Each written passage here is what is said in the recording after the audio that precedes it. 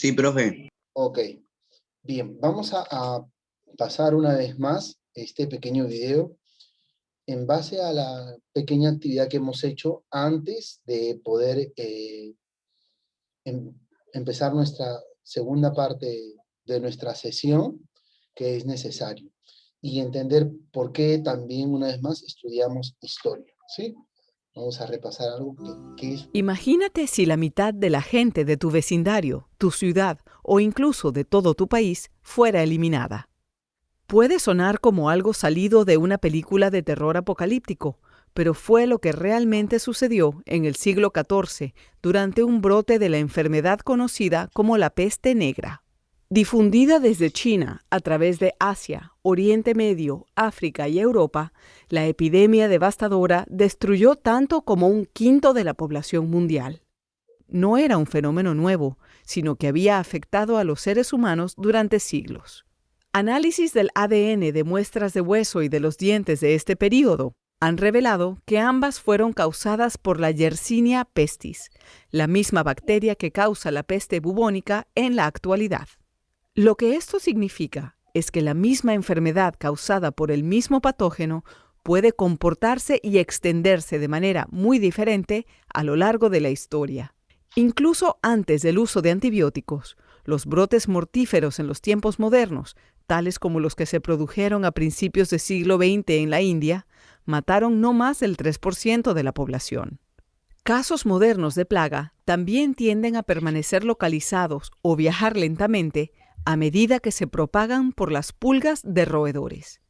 Y dado que las comparaciones genéticas de la antigua y la moderna cepa de Yersinia pestis no han revelado ninguna diferencia funcional genética significativa, la clave del por qué el brote anterior fue mucho más letal no debe estar en el parásito, sino en el anfitrión.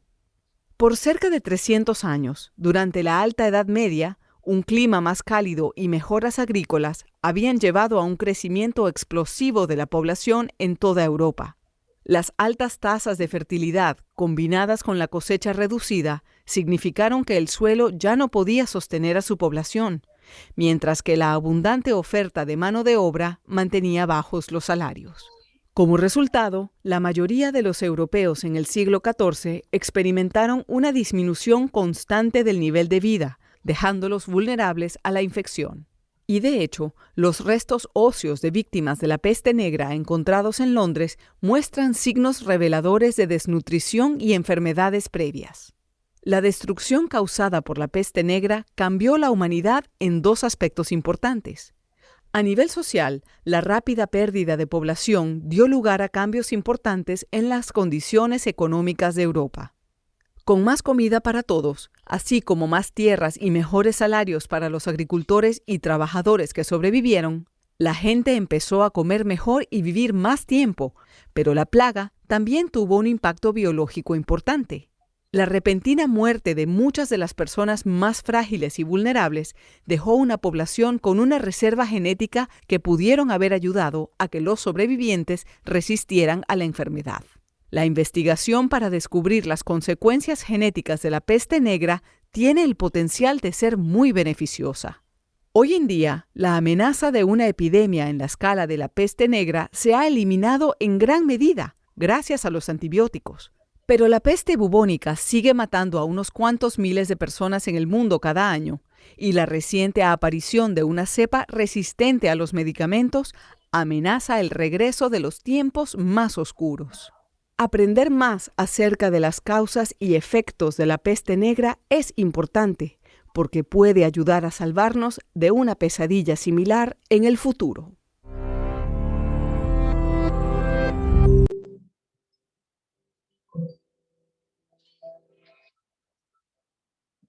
¿Se imaginan?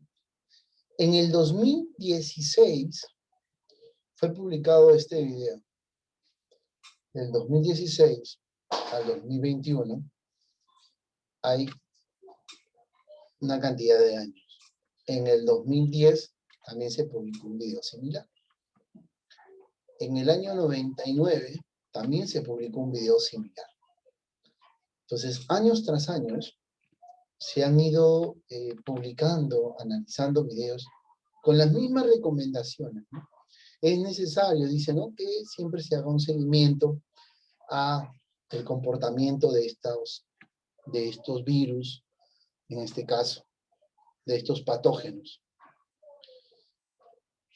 Aquí quiero encerrar y darle valor agregado a nuestra clase, y le vamos a sentirnos contentos y darle la razón una vez más a por qué estudiamos historia.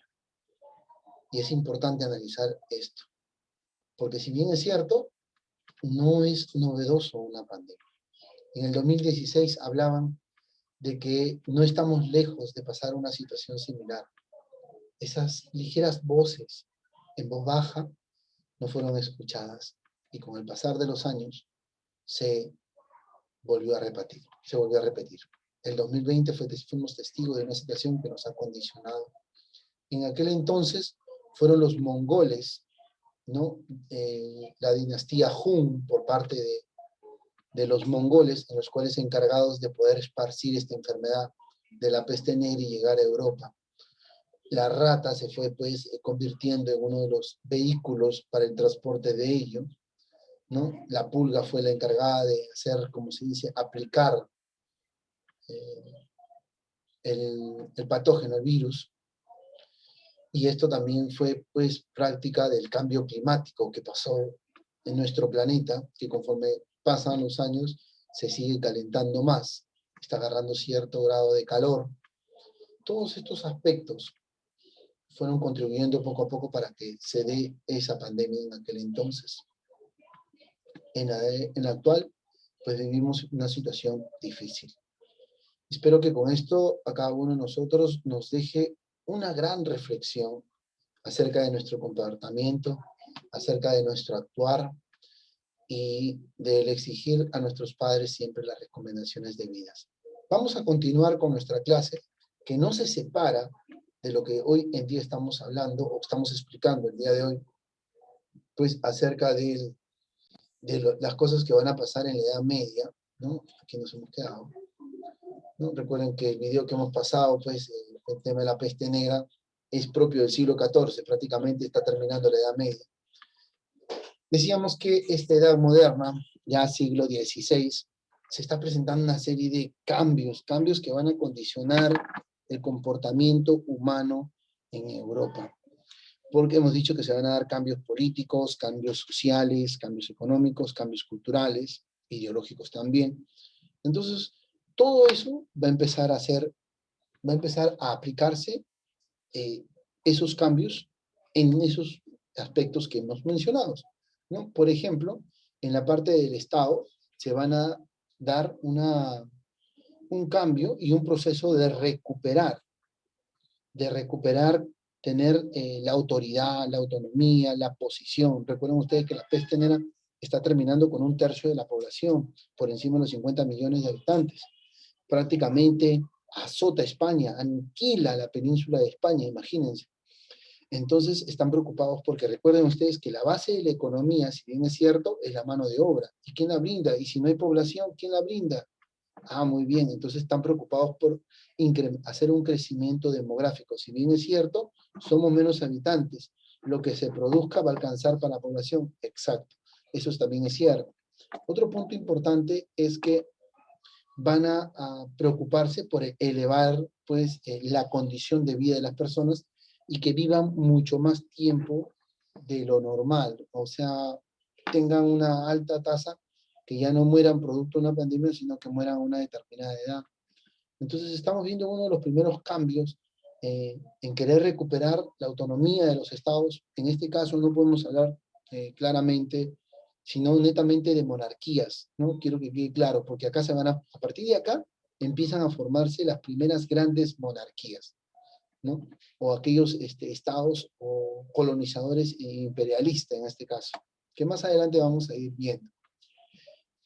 Eso va a condicionar y va a haber un cambio total, ¿no? Y una de las vías que se va a realzar en este tiempo van a ser, pues, la vía marítima, donde se va a plasmar nuevas rutas. El Océano Atlántico el mar Mediterráneo y el mar Negro van a ser prácticamente testigos de este cambio o de este auge comercial entre otras naciones a otras. Recuerden ustedes que ya para la fecha, ya hay territorios descubiertos, ya hay territorios colonizados, ya hay colonias inglesas, colonias por otros lados, ya prácticamente se han ido llegando. La India ya se conoce en este aspecto. Colón prácticamente ya llegó a, como él lo llamó, a las Indias en aquel entonces, ya llegó al continente americano. Entonces todas estas cosas prácticamente van a facilitar un mejor comercio en Europa.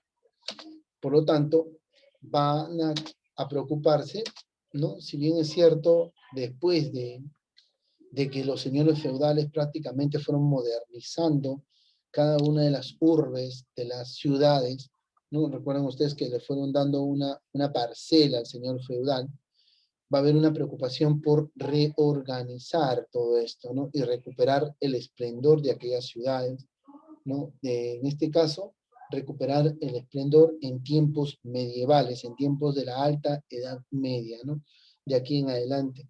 Y va a haber aspectos en los cuales no solamente se van a preocupar por levantar el auge, sino por recuperar artes. Uno de esos artes que se va a, perdón, una de esas artes que se va a recuperar durante la Edad Moderna es el arte greco-romano, ¿no?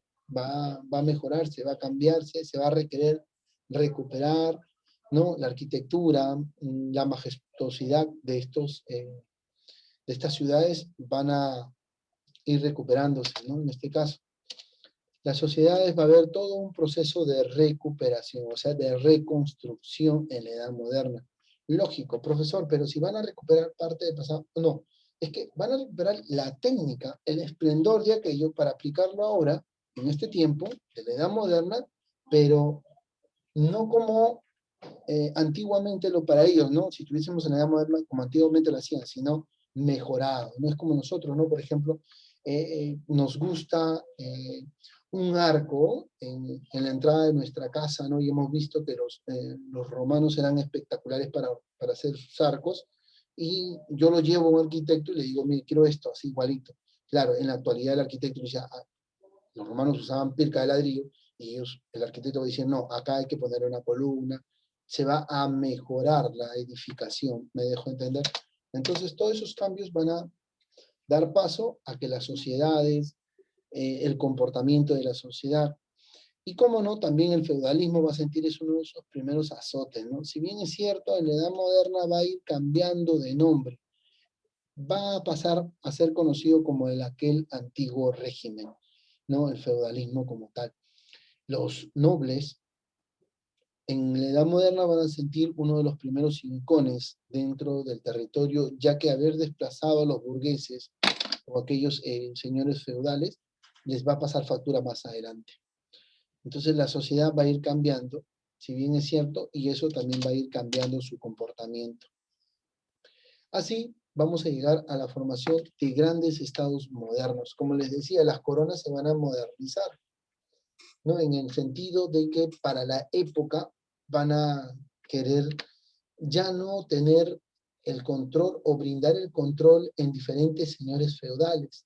Ellos van a querer concentrar el poder y el control, porque recuerden ustedes que los señores feudales tienen cierto dominio de ciertos territorios, si bien es cierto se debían a la corona por brindar protección y X cosas, pero ya las monarquías van a querer tener todo el poder y el control de todos los territorios. A eso se le va a llamar monarquías autoritarias. Van a ejercer su autoridad por encima de todas las cosas. Es aquí donde se posicionan las monarquías inglesas, francesas, en adelante, que si bien es cierto, en la Edad Media fueron perdiendo fuerza por el tema del feudalismo. Es aquí donde se van a, como se dice, renovar, se van a volver a inventar estas monarquías. Entonces, el siglo XVI, siglo XV, siglo XVI para adelante, es una época netamente de cambios en la sociedad, en la economía, en la política. Se están dando cambios para formar las bases de las nuevas sociedades futuras. No solamente las monarquías, recuerden ustedes que estamos viendo a los reyes católicos, ¿no? Va a haber aquellos acuerdos, ¿no? Donde se van a casar por mantener una corona. ¿no? Recuerden ustedes que la península de España todavía está dividida, ¿no? Entre los reinos portugueses, no se conoce una España como tal, se conoce, pues, eh, reinos, ¿no? O coronas, ¿no? Y estos matrimonios religiosos o matrimonios católicos van a consolidar grandes naciones, grandes monarquías. Uno de esos matrimonios católicos va a ser de Fernando Aragón e Isabel de Castilla, soberanos de la corona de Castilla y soberano de la corona de Aragón. Juntos ellos se van a consolidar y va a ser muy importante. Hay una corona que, no se, que después va a dejar de escucharse, pero que durante este tiempo también tiene fuerza, que es la corona austriaca, que también se va a posicionar. Entonces estamos viendo diferentes situaciones en las monarquías que están agarrando un auge y se están posicionando como tal. Quiere decir que el mapa de Europa va a empezar a cambiar. Geográficamente Europa va a cambiar.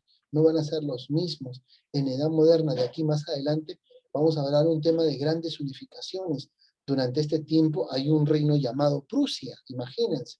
No existe un reino de Alemania, no existe un reino de Rusia. No, perdón, sí hay un reino de Rusia, pero también a la par hay un reino de Prusia. Profesor, Prusia con B, Prusia, que se consolida y termina siendo después una Alemania, imagínense.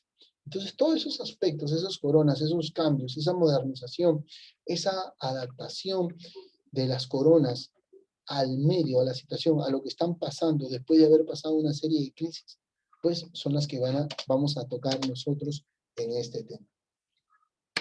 Y acá tenemos un esquema de los cambios que se van a ir presentando, que se producen durante este tiempo también. La recuperación demográfica, en pocas palabras el resumen lo tienen en esta imagen. La recuperación demográfica, una vez más repito, ¿no? La preocupación por aumentar la población, recuerden ustedes que la base de la economía es la agricultura todavía, ¿no? Y el recuperar la población para elevar la producción de la agricultura va a caer a bien. Los reyes van a recuperar su autonomía. ¿Por qué? Porque lo habían perdido por los señores feudales. Recuerden, ¿no? En este caso, recuperan su autonomía y eso quiere decir que las monarquías se posicionan. Va a haber una época de los descubrimientos. Lógico, estamos prácticamente empezando el tiempo de conocer las Indias. Va a haber colonias, las primeras colonias y los primeros monarcas colonizadores que se van a posicionar no solamente en la India, sino en otras partes del mundo. Va a surgir un término conocido como el humanismo. El año pasado tuvimos la oportunidad de poder llegar hasta el humanismo, y si no me equivoco, renacimiento, pero de manera así a grandes rasgos, ¿no? Que va a ser bueno, que nos va a servir tener esa base, pero tenemos que tener un punto de partida. Y para nosotros, en tercer año de secundaria, y digo nosotros porque yo me siento involucrado con ustedes, es necesario que nosotros empecemos hablando desde los orígenes de la edad moderna, la edad en la cual nos vamos a centrar, la edad en la cual vamos a hablar. Y durante esta edad también, así como surgen pensamientos ideológicos, prácticamente se empieza a cambiar la forma de pensar de las sociedades, del pueblo, ¿no? Empiezan a surgir interrogantes en contra de los usos y costumbres de la iglesia, que va a ser más adelante, que vamos a ver. También van a aparecer nuevas instituciones políticas. Todos estos aspectos engloba esta edad moderna, que a nosotros nos compete tratar de hoy en adelante, para ir entendiendo cómo se va a consolidar los poderes, ¿no? Y se va a ir desplazando algunos usos y costumbres de los estados monárquicos o de los estados que en la Edad Media estaba. Recuerden ustedes que el rey gobernaba con el señor feudal y eso va a ir cambiando. Dejan de lado esa figura para ir pasando, ¿no? El feudalismo todavía va a primar durante la Edad Moderna, pero como les decía a un principio, con otro nombre, conocido como el Antiguo Régimen. Esta continuidad del feudalismo va a ser lo que va a empujar a los señores feudales más adelante a realizar una serie de protestas y luchas en cuanto al trabajo.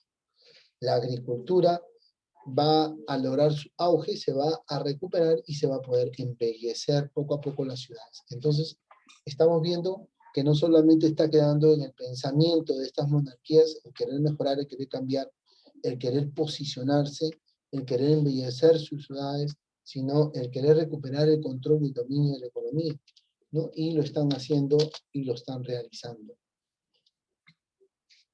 Muchas veces, y vamos a ver 2 a 3 veces, que para preservar las mejoras económicas, políticas, y así no perder posiciones, porque recuerden ustedes que en la península de España, ¿no? La península de territorio de Castilla estaba siendo azotado por los árabes, por los musulmanes, por los otomanos, ¿no?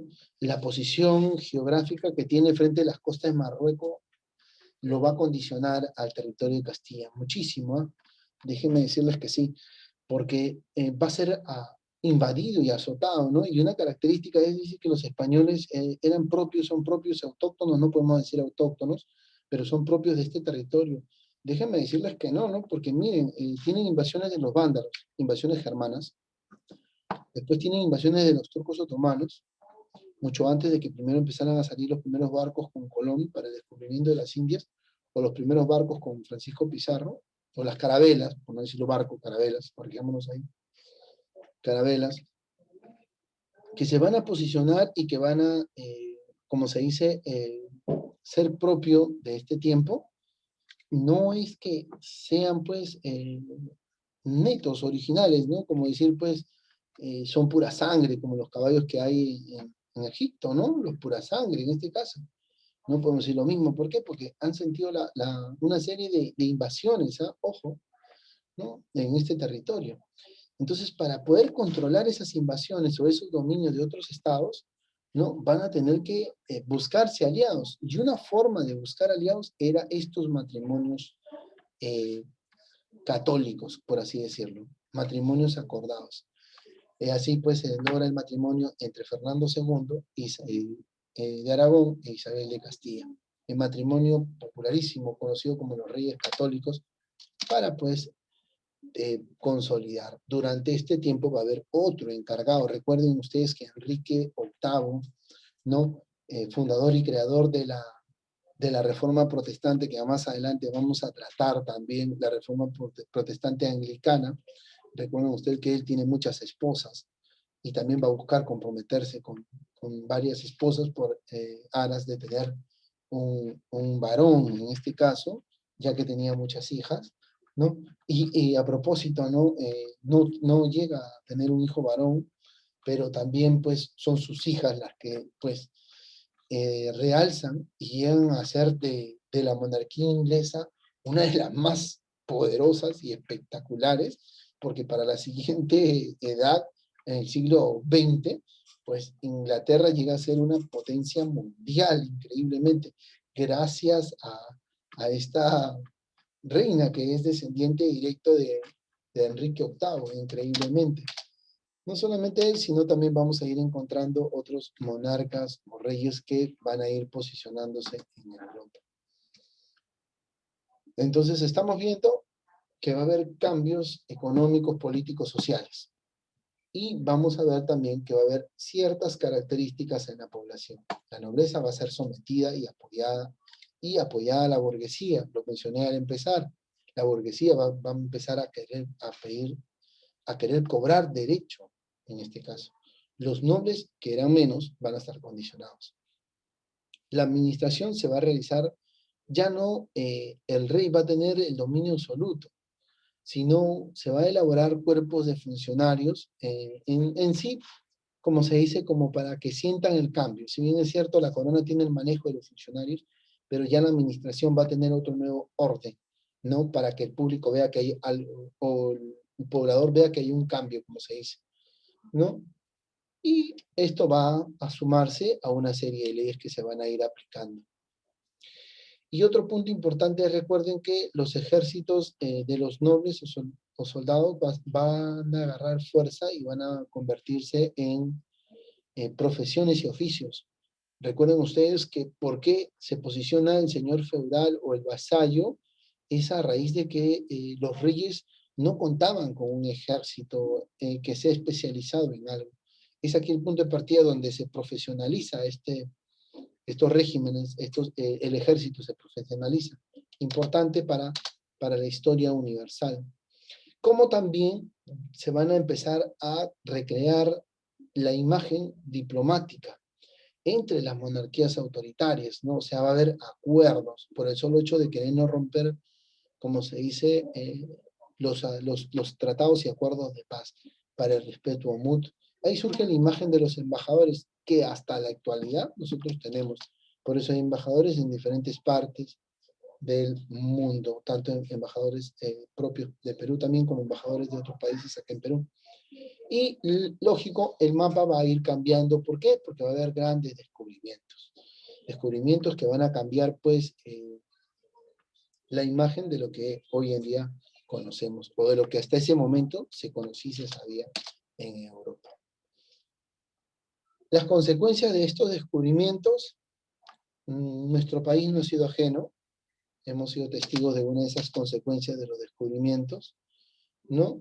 Pero esto le va a dar realce a estas monarquías, y las monarquías del siglo XV al siglo XVI son las que se van a posicionar.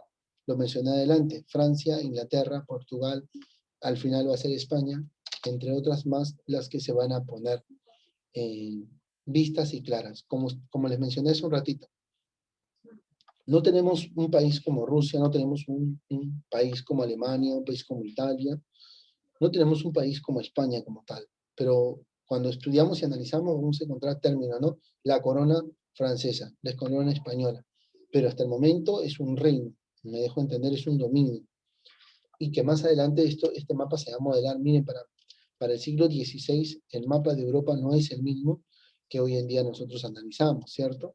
No vemos casi, Francia la vemos casi intacta, ¿no? Alemania la vemos partida, como se dice, parte de Rusia también, Italia un conjunto de reinos, ¿no? En los cuales entre destaca los reinos de los estados pontificios. Queridos estudiantes, vamos a una ronda de preguntas.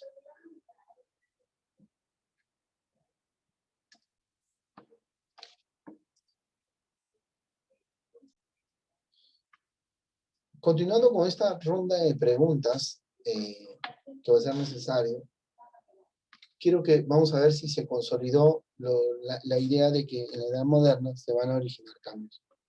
Y quiero que vayan teniendo la base de los cambios que se van a originar. Silvana Quispe, hija, cuéntame. En lo que ¿qué cambios van a pasar con el inicio de la edad moderna? ¿Qué cambios? Vamos. ¿Político? Recuperación demográfica. Exacto. Cambios políticos, cambios sociales, económicos. Espérense, profesor, un ratito. Listo, listo. Dámelo, dime lo que tú has apuntado, hija. Ya me hiciste uno. Recuperación demográfica. Los reyes recuperan su poder. Exacto. ¿Alguien más? Vamos por acá. Carume.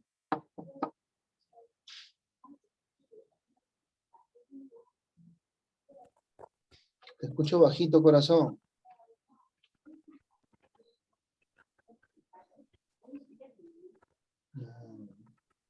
Algo debe pasar con tu audio, corazón, no te escucho. A ver. ¿Soy yo o alguien más? Le escucho bajito a Carume.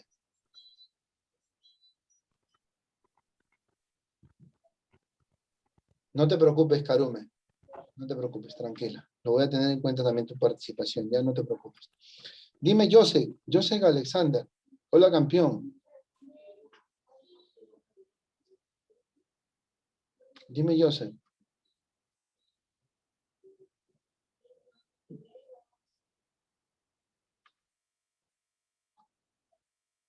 ¿Qué has notado de la explicación del día de hoy? Que solamente hay cambios políticos, económicos y sociales, ¿cierto? ¿Cierto? Profesor, usted ha mencionado que también va a haber cambios culturales, ¿sí? Cambios ideológicos, ¿sí? La siguiente clase vamos a ver la segunda parte de lo que es los orígenes de la edad moderna. Hoy hemos hablado de esos cambios políticos y parte de los cambios económicos y los cambios sociales.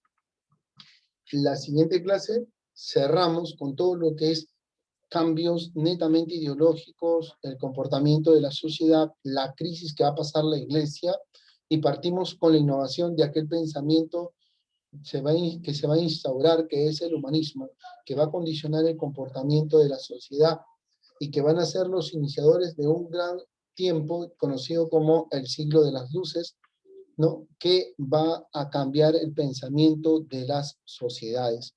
¿Hay algo que quieras compartirnos, José? José Ticona.